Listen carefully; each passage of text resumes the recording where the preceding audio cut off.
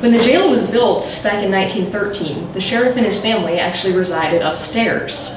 At one point, an interesting incident took place here.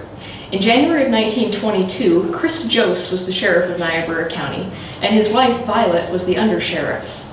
This was, of course, during the era of Prohibition, so any sort of alcohol was illegal. Chris Jost had managed to confiscate some alcohol and was keeping it in the downstairs of the jail. And several thieves had tried to break in and take the liquor.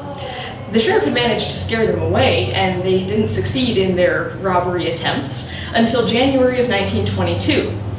On one of these days in that winter of 1922, Violet Jost was sitting up here by herself, reading a book, and her husband, Chris Jost, was gone at a meeting. So Violet's here by herself, and she hears some footsteps coming up the stairs. Violet didn't think anything of it at the moment. She thought perhaps Chris was returning for something he'd forgotten, and she was surprised to find that two men had entered the house. They attacked her and tied her up using her apron.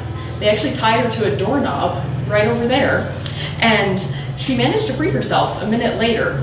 In the meantime, the thieves had raced downstairs, grabbed 2 cartons of champagne, and run around the north side of the courthouse right next door. Violet was very brave. She ran downstairs as well, grabbed a gun from the sheriff's office, and set out after the thieves.